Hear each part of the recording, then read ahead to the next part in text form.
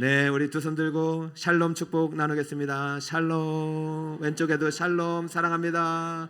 축복합니다. 샬롬, 샬롬, 샬롬.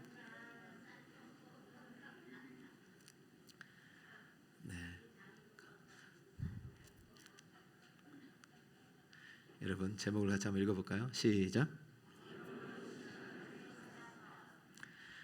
9시는 9시 1분이 아니다. 카피를 한번 떼어줘 보세요. 9시는 9시 1분이 아니다. 문장이 나와야 되는데 나왔네요. 저게 별거 아닌 것 같은데요. 이제 배달의 민족이라고 아시죠? 여기 이제 운영사가 우아한 형제들인데 어떻게 하면 이제 이 일을 성공적으로 잘할까 연구하다가 11가지 이제 성공의 법칙 중에 첫 번째 원칙이 9시는 9시 1분이 아니다. 야, 참. 이 시간의 가치에 대해 경각심을 알려주는 이제 카피입니다. 여러분, 예전에는 코리아 타임 이런 게 있었잖아요. 뭐 20분, 30분 늦는 것도 뭐 이렇게 참 미덕이었지만 미덕을 봐줬지만은 오늘은 1분 1초가 아까운 시대예요. 분초 단위로 움직여요. 여러분, 우리 교회가 이렇지 세상 가봐요. 엄청나게 빠르게 돌아가요. 더 빨리빨리해요. 우리만 그런 게 아니라 미국도 그렇대요. 미국도요 10년 전보다 더 말도 빨라지고 잠도 적게 잔대요. 24시간 1분 1초가 귀하기 때문에. 그래서 낼 때마다 히트를 치는 우리 김난도 교수님이 쓴 트렌드 코리아 보면은 내년도 키워드 첫 번째, 우리나라는 분초 사회가 될 것이다. 무슨 사회가 될 것이다? 분초 사회. 1분 1초를 귀하게 여기고 1분 1초의 가치를 깨닫는 기업이 성공한다는 거예요. 1분 1초의 가치를 깨닫는 기업만 성공하는 것이 아니라 1분 1초의 가치를 깨닫는 성도님들이 승리하는 삶을 살 수 있습니다. 그런데 뛰는 놈 사람, 뛰는 분 위에 나는 분이 있잖아요. 놈은 아니죠. 뛰는 분 위에 나는 분이 있는데 인간의 시간의 가치를 깨닫는 사람은 뛰는 분이고, 제가 생각할 때는 나아시는 분은 하나님의 시간의 가치를 깨닫는 사람은 날아다니는 분이에요. 우리 성도님은 인간의 시간 속에 흐르는 하나님의 시간의 가치를 발견할 수 있는 여름이 되시기 바랍니다. 하나님의 시간이 더 귀한 거죠. 그래야 우리가 인간의 시간을 살아가면서도 우리가 정체성을 잃지 않고 하나님의 자녀로 하나님의 뜻을 이루며 살 수 있는 것이에요. 오늘 그 시간 이야기를 하려고 하는데요. 본문에 시간이 나와요. 자, 1절을 보니까 그때에 분봉왕 헤롯이 예수의 소문을 듣고, 자, 이 그때가 자주 쓰이진 않는데 하나님의 시간을 의미하는 카이로스를 여기에 썼어요. 인간의 시간이면 크로노스를 쓰는데 하나님의 시간은 카이로스입니다. 따라해볼까? 카이로스. 인간의 시간 속에 흐르는 하나님의 시간이에요. 목장 모임 시간 한번 꼭 확인하세요. 카이로스가 뭐냐고요? 인간의 시간 속에 흐르는 누구의 시간? 하나님의 시간. 지금도 하나님의 시간이 흐르고 있어요. 우리가 찾아야 될 시간 이 시간이죠. 24시간 아무리 쪼개봤다 24시간밖에 없어요. 하나님의 시간은 영원부터 영원까지죠.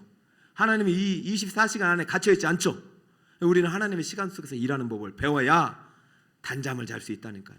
잠 줄여도 답이 없어요. 요번에 수능이 끝났잖아요. 10시간 자고도 서울대학 가는 친구가 있고 1시간 자고도 못 가는 친구가 있어요. 여러분, 시간의 가치는요 인간의 시간이 아니라 하나님의 시간을 발견하는 것입니다. 여기 지금 카이로스를 왜 쓰느냐? 성경에는 카이로스는 시간을 쓸 때 두 가지예요. 주제를 바꿀 때, 대주제의 전환. 또 한 가지는 큰 사건이 발생했을 때. 오늘 두 개가 다 짬뽕이 돼 있어요. 복합적이에요. 큰 주제를 좀 전환을 시키면서도 대단히 큰 사건을 좀 소개하고 있어요. 이 사건을 여러분이 알고 나서 이 사건이 주는 의미를 제가 오늘 설교의 메시지로 담겠습니다. 자, 4가지로 설명해 드릴게요. 사건의 발단과 전개와 그 다음에 절정과 결론입니다. 먼저 사건의 발단입니다. 2절을 한번 볼까요? 무슨 사건이 일어났는지 여러분 한번 읽어주세요. 시작. 그 신하들에게 이르되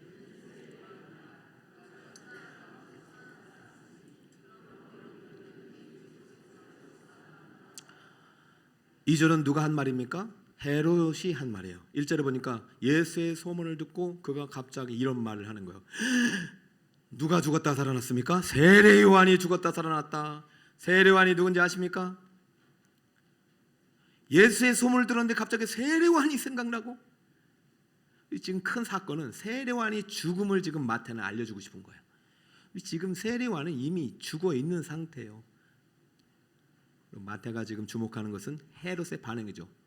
예수의 소문을 듣고 세례요한이 죽은 사건을 어떻게 해석하고 있느냐? 그가 예수님이 아니라 세례요한이 예수를 통해서 환생했다 이렇게 말하고 있죠. 맞아요, 틀려요? 틀린 것이죠. 인간의 시간 속에서 이런 환생이라든가 어떤 점령 신학 이런 것들이 있어가지고 자기 멋대로 해석하는데, 헤롯에게는 신앙이 없어요. 예수님을 몰라요. 예수의 소문도 이제야 제대로 듣고 있어요. 그래서 예수님을 믿어야 되겠다 이것이 아니라 세례요한이 살아났다. 마태가 지금 이 이야기를 던지는 거예요. 세례요한의 죽음을 갑자기 갖고 오고 있습니다. 뭔가 이 죽음을 통해서 하고 싶은 이야기가 있겠죠. 자, 그러면 세례요한은 어떻게 죽었는지 볼까요? 3절 4절 사건의 전개입니다. 함께 읽습니다. 시작. 전에 헤롯이 그 동생 빌립의 아내 헤로디아의 일로 요한을 잡아 결박하여 옥에 가두었으니 4절 이는 요한이 헤롯에게 말하되 당신이 그 여자를 차지한 것이 옳지 않다 하였음이라. 무슨 일인지 이해가 되십니까? 지금 세례요한이 왜 죽었는지를 마태가 설명하면서 빌립이라는 사람이 동생 아내가 헤로디아가 있었는데 지금 헤롯이 그 동생이죠. 이복 동생이에요. 동생 아내 헤로디아를 이제 취한 것 때문에 요한을 잡아가뒀다. 왜냐하면 요한이 그렇게 하는 것은 옳지 않다고 했기 때문입니다. 요한은 바른 말을 했어요. 내가 부인이 있는데 그것도 여동생의 부인, 남동생, 이복이지만 남동생의 여자를 데려서 결혼한 건 잘못됐다라고 말하는 거예요. 그런데 여러분 이 사건을 제가 왜 이렇게 설명을 해드리고 싶느냐면은 너무 일상 나와 상관없는 얘기가 아니라 그럴 수가 있겠구나라는 이해를 돕기 위해서 헤롯의 가계도를 한번 소개하려고 그래요. 여러분 PPT 준비됐으면 한번 띄워주세요. 헤롯 대왕 한번. 자, 이거 딱 띄우면 안 되는데 처음부터 저기 효과가 안 되나요? 네, 없어졌어요. 자, 한번 해보세요. 효과. 헤롯 대왕부터 띄워야 성도님이 설명이 되는데요. 자, 효과 없어졌으면 그냥 띄워요. 자, 됐습니다. 다음 주에 이제 예수님 탄생할 때 예수님 아이들을 다 죽이려고 했던 마태복음에 나오는 그 2장에 나오는 대헤롯이 원래 헤롯이에요. 근데 헤롯이 이름이 많기 때문에 여러분 이해를 돕기 위해서 헤롯에게는 부인이 10명이나 있었어요.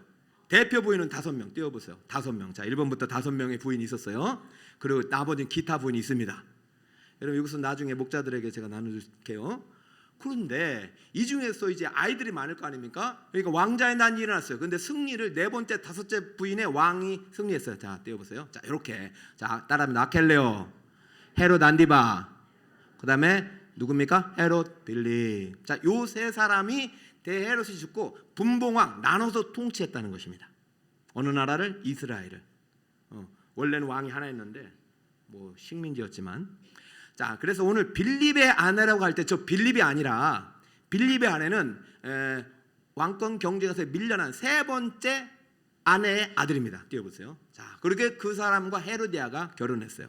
그러니까 권력이 있어요, 없어요? 없죠. 그러면 헤로디아에게는 어떤 생각이 들어요? 야, 우리 내 남편이 이거 왕권에서 밀려났으니까 나는 호시탐탐 저 왕들의 부인이 됐으면 좋겠다는 생각이 들면 안 되겠지만 들었던 것 같아요. 그래서 원래는 저 2 사람에게서 딸이 있었어요. 살로메. 지어보세요. 네, 요 딸이 있었는데 저 딸 이름을 기억하세요.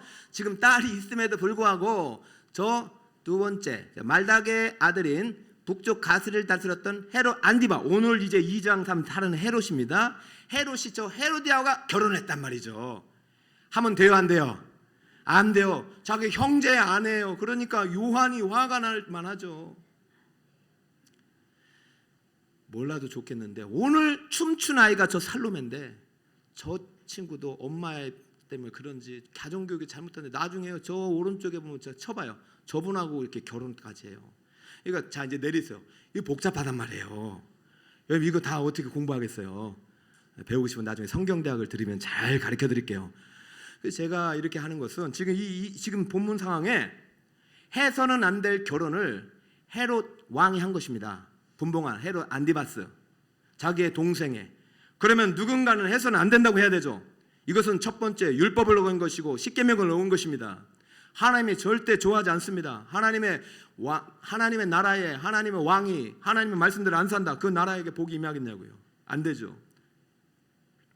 그러므로 세례요한이 그 여자를 차지한 것이 옳지 않다 이 말 때문에 호시탐탐 죽이려고 했던 것입니다. 헤롯 왕과 헤로디아가 저게 감히 둘 다 이제 잘못은 했기 때문에 할 말은 없어요. 그런데 죽일 수 없는 것이 세례요한이 너무나도 유명하고 훌륭한 선지자였기 때문에 함부로 죽였다가는 그냥 폭동이 일어날 것 같으니 백성들 때문에 참았던 거예요. 그런데 세례요한을 죽이게 된 결정적인 사건의 절정에 이르는 배경이 나옵니다. 6절 세례요한이 죽게 된 배경입니다. 자, 함께 읽습니다. 시작. 마침 헤롯의 생일이 되어 헤로디아의 딸이 연석 가운데서 춤을 추어 헤롯을 기쁘게 하니 헤롯이 맹세로 그에게 무엇이든지 달라는 대로 주겠다고 약속하거늘. 자, 헤롯의 생일날 헤로디아의 딸이 누구였습니까? 살로메. 이것은 헤롯의 딸이 아니라 전 남편 빌립의 딸. 그러면 헤로디아와 헤로디아의 딸인 살로메는 지금 누구를 기쁘게 해드리려고 해요? 헤롯, 현재 남편, 권력자의 남편. 참 안 됐어요. 아니 부인이 말이죠, 남편 기쁘게 하려고 딸을 데려다가 그렇게 춤을 추게 하면 됩니까? 저도 자녀들이 있지만은 이런 춤 아직 여기 진짜 요상한 춤을 췄다고 그래요. 역사가들을 보면은. 그러니까 헤롯도 이게 뭐 여자 좋아하고 그러다 보니까 너무 기분이 좋아서 야, 뭐 원하는 대로 말해, 네 소원을 말해봐 이렇게 됐던 거예요. 덕담이죠. 그러면 나라 반을 달라고 해도 주겠다. 덕담이죠. 덕담인데요. 사람들 앞에서 진지하게 이게 갑자기 분위기가 잡혀더니 어머니가 딸에게 야, 요한의 머리를 달라고 해라. 이런 요구를 하는 엄마도 제가 충격적이지만 이런 요구를 했다고 해서 그 딸도 그 왕에게 달라고 하는 그 딸도 충격적이지만 그 엄마와 딸이 해달라는 대로 그 목을 내주고 있는 헤롯은 더 충격입니다. 9절 왕이 근심하나 자기가 맹세한 것과 함께 앉은 사람들 때문에 주라 명하고 10절 사람을 보내어 옥에서 요한의 목을 베어 11절 그 머리를 소반에 얹어서 그 소녀에게 주니 그가 자기 어머니에게로 가져가니라. 이해가 되십니까? 성경을 읽을 때 남의 이야기를 읽으면 별 감동이 안 돼요. 이게 오늘날 우리의 이야기가 될 때부터 진지해지기 시작합니다. 저는 이것이 너무 우리의 이야기예요. 저는 매일마다 선문을 보기 때문에 신문, 미디어를 보다 보면은 이게 오늘날 일어날 일인가 하는 사건이 있어요, 없어요? 저희 딸을 기숙사 보내도 안심이 안 돼요. 밤에 무슨 일이 날지 모르잖아요. 지금 이렇게 무서운 시대를 살아가고 있어요. 인간의 시간 속에 갇혀서 사는 사람들은 죄의 노예가 되는 것이에요. 지금도 하나님이 일하고 계심을 믿는 사람들은 그 감옥으로부터 풀려나는 거예요. 지금 충격적인 죽음의 사건을 기록했습니다. 그러면 지금 이 순간에도 하나님은 함께하고 계시고 일하고 계심을 믿으십니까? 이 질문을 던지는 거예요. 우리 독자들에게 마태가 지금 이렇게 비참한 최고의 선지자, 구약의 선지자가 하나님을 잘 믿고 섬기고 예수의 오실 길을 예배했던 선지자도 이렇게 비참한 죽음을 당했다. 그럼에도 불구하고 이 시간 속에서 카이로스는 그때 하나님이 일하고 계심을 믿느냐고 요청하는 거예요. 그런데 세례 요한의 제자들은 이 믿음이 없었죠. 이 당시 성도들도 충격이겠지만 세례 요한으로부터 세례를 받은 사람도 충격이겠지만은 그를 위해서 모든 것을 버리고 따랐던 제자들은 더 충격이에요. 그러므로 마태가 이 사건의 결론을 이렇게 내립니다. 12절입니다. 요한의 제자들이 와서 시체를 가져다가 장사하고 가서 누구에게 아뢰입니까? 예수께 아뢰니라. 자, 이제 일단락됐습니다. 여러분, 카이로스를 왜 썼어요? 지금 무슨 사건이 생겨났습니까? 지금 예수님 시대에 최고의 선지자로 추앙받았던 세례 요한이 우리말로 말하면 정말로 비참한 죽음, 말도 안 되는 죽음, 감옥에서 그냥 딸아이가 춤췄는데 그 보상으로 죽음을 당한 사건입니다. 그러므로 예수가 아니에요. 하나님을 믿었던 백성들, 세례 요한으로부터 세례를 받고 추종했던 모든 제자들과 사람들의 충격이 엄청났어요. 이런 비극적인 사건을 지금 갑자기 마태가 갈 길 바쁜데 기록하는 이유가 뭐냐 말입니다. 그리고 마태가 지금 지난주까지만 해도 천국 비유 7개 했죠. 그 전에 예수님이 10가지 기적을 설명했죠. 또 예수님이 전도 설교했죠. 5, 6, 7장에 마태복음 3상순을 했죠. 예수님의 공생애를 계속해서 열어가면서 다음 주에는 이제 예수님께서 오병이어 기적 있죠. 그 다음 주는 예수님이 이제 베드로한테 무리를 걸으시죠. 이런 예수님의 초자연적인 사건을 통해서 예수님이 왕 대신 주님이심을 서술하는 과정에 갑자기 카이로스 하나님의 시간에 세례요한이 죽었고, 이 죽음은 오늘날로 비참한 말도 안 되는 죽음이었다. 왜 이렇습니까? 왜 이렇게 말합니까? 우리에게도 이렇게 뜻하지 않는, 예기치 못한 고난이 찾아올 수 있기 때문이에요. 예방주사예요. 만약 그렇다면 그때 오늘 세례 요한의 죽음이 던지는 메시지를 통해서 하나님의 시간을 발견하라는 거예요. 하나님은 그 순간에도 일하고 계심을 믿으라는 거예요. 비록 풀무불과 같은 고난의 극심한 현장 속으로 나를 집어 던졌을지라도 하나님은 사드락, 아벳느고, 메삭과 함께 일하듯이 지금도 하나님의 시간은 흐르고 있다는 것을 발견하라는 것입니다. 아니요, 지금도 혹독한 가혹한 형벌과 같은 주님 앞에 정말 내가 잘못한 것 같지 않은데도 감당할 수 없는 인생의 시련은 거의 강추위 위에 한파 속에서 여러분 지금 고난의 풀무를 지금 걸어가고 있는 성도가 계시다면 오늘 이 이야기를 듣고 그 고난의 한파를 뚫고 다시 한번 믿음의 길을 걸어가라는 주님의 초청입니다. 지금 제자들이 세례요한 스승의 죽음의 현실, 시체를 가지고 장사한다면 이 사건 그대로를 가지고 누구에게 맡겼습니까? 예수님께 찾아온 거예요. 해석이 안 되지만 예수님께 찾아온 거예요. 예수님 받아주세요. 여러분의 인생 가운데 해석이 안 되는 사건들이 있을 때 주님께 그것 그대로 가져오시길 바랍니다. 누구보다도 억울한 사람이 있어요. 세례요한입니다. 세례요한의 반응은 전혀 기록되지 않잖아요. 그냥 딸이 춤춰서 그 욕으로 목이 날아갔어요. 세례요한은요, 그래도 아무 말이 없이 그냥 죽어요. 그리고 성경은 세례요한이 남긴 마지막 말, 그 여자를 차지한 것은 옳지 않습니다. 왕이시여. 이 핵심 한마디만 남겨놨어요. 그럼에도 세례요한은 이것을 감사함으로 받아들였던 것 같아요. 그리고 마지막 죽음, 그의 어떤 죽음이든 간에 당당하게 선지자로서 받아들였어요. 왜? 그는 잃어버린 하나님의 시간을 찾았기 때문이에요. 따라해볼까? 잃어버린 시간을 찾아내자. 그것은 하나님의 시간이에요. 인간의 시간 속에서 내가 잃어버린 하나님의 시간을 찾아낸 순간 세례요한은 오늘의 죽음도 당당히 받아들일 수 있었어요. 왜? 하나님은 지금도 역사 속에 일하고 계시기 때문에. 마태가 지금 그 이야기 하고 싶은 거예요. 세례요한의 제자들이 자신의 스승의 시체를 가지고 예수님께 가시는 그 순간, 그때부터 이 세례요한의 제자들에게 하나님의 시간을 소개했듯이, 시간이 열렸듯이 세례요한에게 있어서 어떻게 하나님이 일하고 계신지를 지금 마태는 읽어내길 바라는 거예요. 그러므로 우리는 마태가 기록한 세례요한을 추적해야 됩니다. 제일 먼저 마태는 3장 1절에 세례요한의 시작을 이렇게 알립니다. 그때에 세례요한이 이르되 유대 광야에서 전파하여 말하되. 자, 그때 인간의 시간처럼 보이지만 이때 누가 일하고 계신다고요? 하나님이 일하는 하나님의 시간이란 말이에요. 오늘도 그때잖아요. 그때잖아요. 모든 시간은 하나님이 만드신 시간이에요. 이때는 세례요한이 하나님으로 충만했어요. 내 뒤에 오실 분, 그분은 나의 정말로 메시아 그리스도고 하나님의 아들이고 나는 그분의 신을 들 자격도 없다. 나는 물로 세례를 주지만은 예수님은 불과 성령으로 주시는 분이시다. 그런 성령으로 충만하고 하나님의 시간 속에서 살아가면서 예수님 오실 길을 예배했어요. 그리고 마침내 예수님을 만났고 예수님께 모든 것을 인계했습니다. 그러면 어떻게 됩니까? 은퇴해야 되죠. 그러면은 오늘날 같으면 그렇잖아요. 원로 목사, 원로 장로, 원로 권사, 집사 은퇴할 때 은퇴식을 하잖아요. 그리고 새로운 임직식을 하잖아요. 화려하게 퇴장하고 화려하게 등장하잖아요. 세례요한이 그것까지 기대하지 않았을지도 몰라요.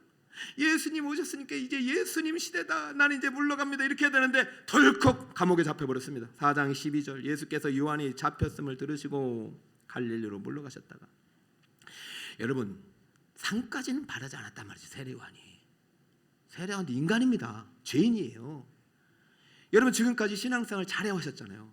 근데 갑자기 고난을 당하고 뜻하지 않는 시련을 당했을 때 여러분 견뎌낼 수 있겠습니까? 하나님이 지금 계신 거 맞습니까?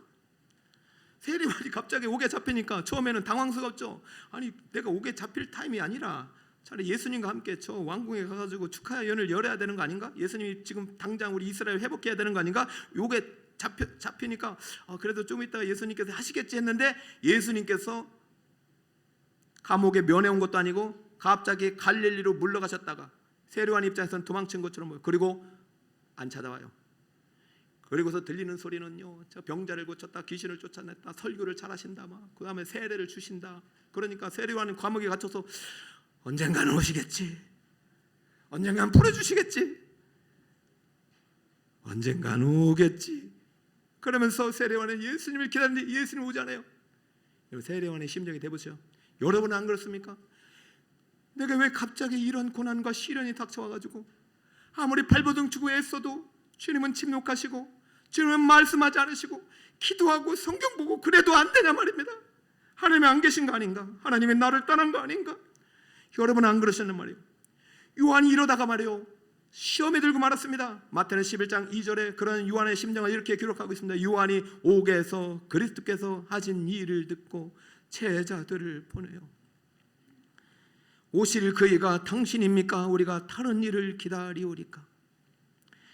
보세요. 4장에서 잡혔습니다.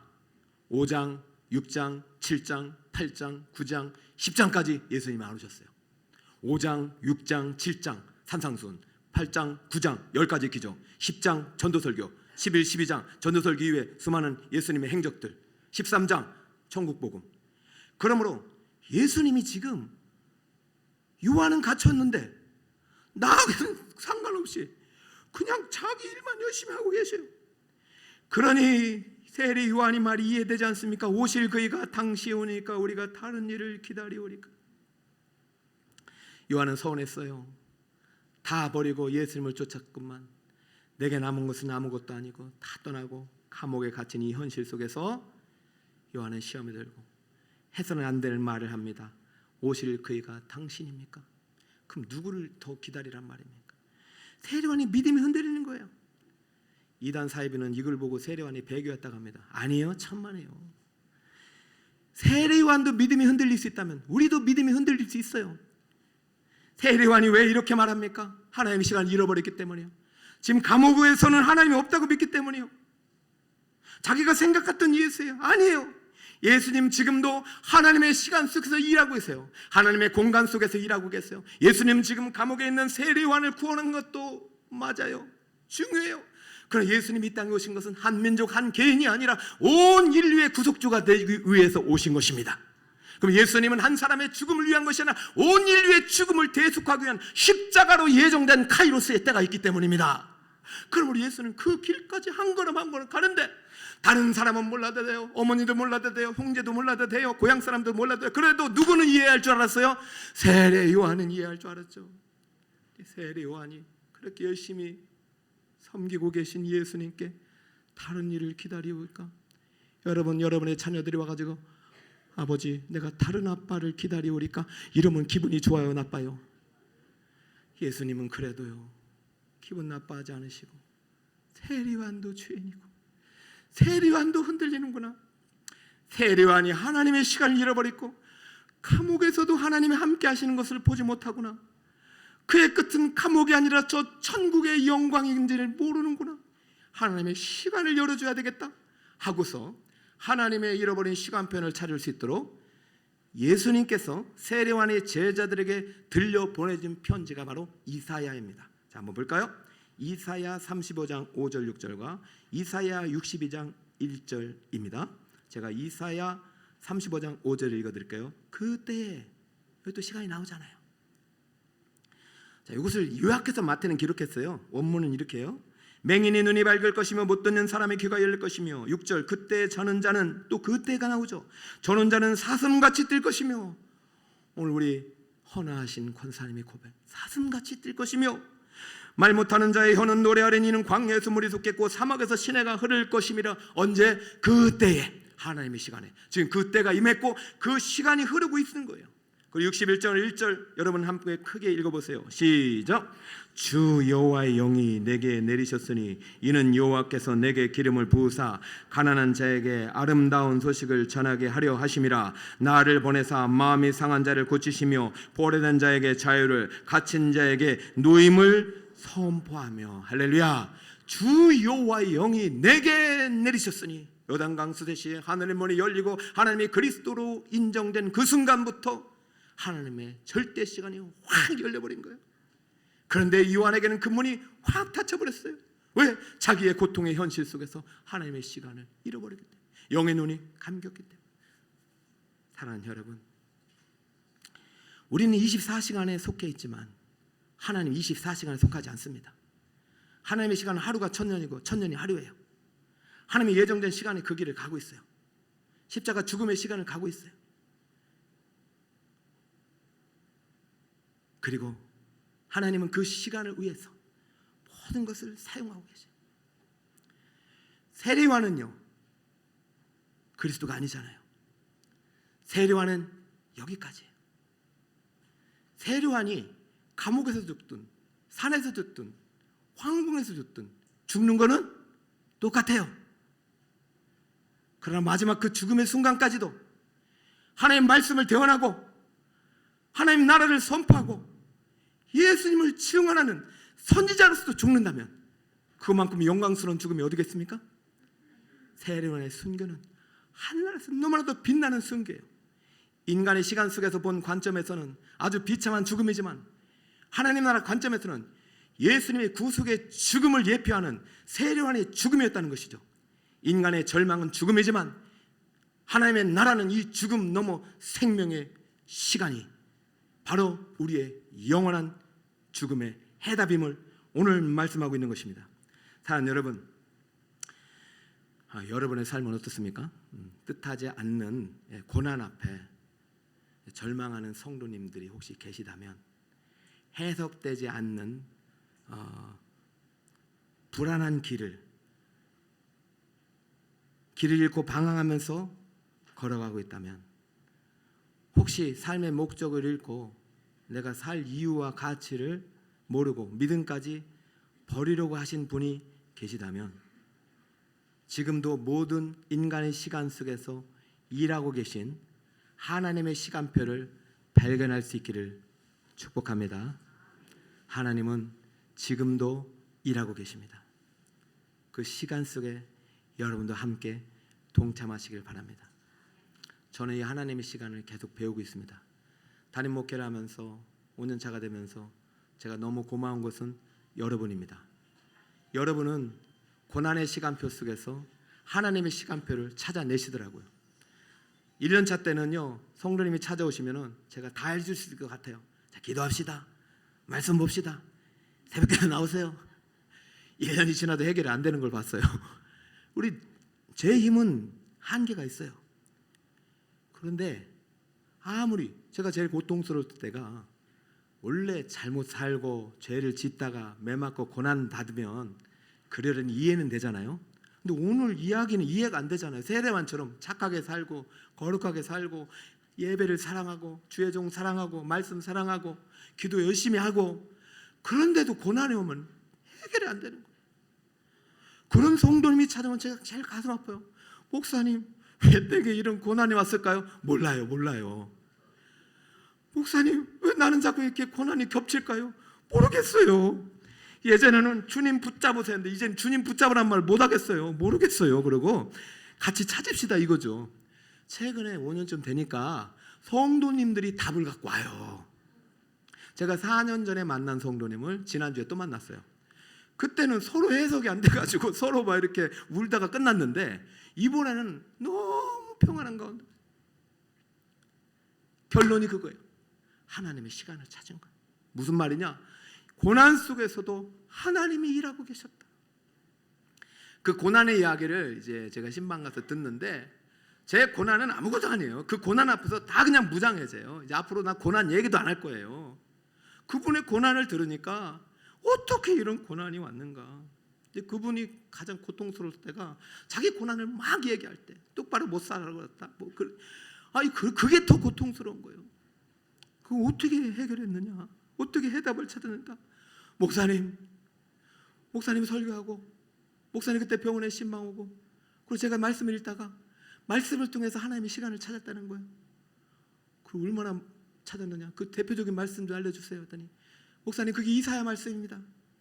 여러분, 예수님께서 이사야 말씀을 가지고 세례요한에게 찾아가라고 했잖아요. 하나님 이사야 말씀을 가지고 제가 간 기억이 없어요. 아마 이전 목사님이 갔는지 부목사님이 갔는지 모르겠어요. 찾아가서 병원에서 주셨던 거예요. 그래서 그분이 이 말씀을 받아들인 거예요. 이사야 43장 1절 여러분 잘 들어보세요. 야곱아 너를 창조하신 여호와께서 지금 말씀하신다. 이스라엘아 너를 지으신 이가 지금 말씀하신다. 잘 들어라. 너는 두려워 말라. 내가 너를 구속하였고 내가 너를 침노하여 불렀느니 너는 내 거다. 너는 내 거다.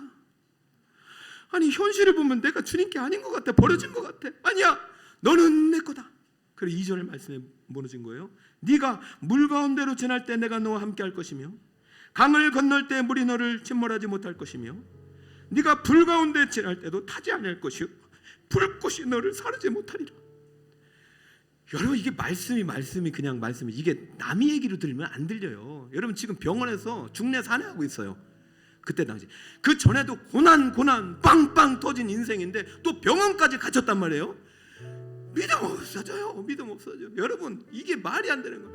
아니 이만하면 됐는데 또 병원에 또 들어가서 언제 죽을지 모르는 현실 속에서 내가 너는 내 거다. 내 너를 불렀다. 이게 믿어지냐고요. 믿음 떠나고 싶죠. 교회 떠나고 싶죠. 그런데 믿어라. 물 가운데 있을지라도 내가 함께 있고 강을 건넌 때 물이 침몰하지 못하고 불 가운데 지날 때 타지 않고 불꽃이 너를 사르지 못할 것이라. 할렐루야. 아니 이분이 그렇게 믿음이 좋은 분인지는 제가 몰랐어요. 이 마음을 그냥 믿음을 받아들인 거예요. 그 순간 하나님의 시간이 임해버린 거예요. 그러니까 이 수술을 잘 받고 하나님이 그 생명을 연장시켜 주셔가지고 지난주에 갔더니 얼굴이 그냥 꽃밭이요. 할렐루야. 인간의 시간 속에서 우리는 죽음이라는 현실을 향해 달려갑니다. 잘 살아 100년입니다. 그러나 하나님 그 인간의 죽음의 현실 속에 찾아오셔서 하나님의 시간의 문을 여셨습니다. 그 시간 속에 들어간 사람은 어떻게 죽느냐가 중요한 게 아니라 누구를 위하여 죽느냐가 중요한 게 되고 내가 지금 무엇을 하느냐가 중요한 게 아니라 내가 왜 하느냐가 중요합니다.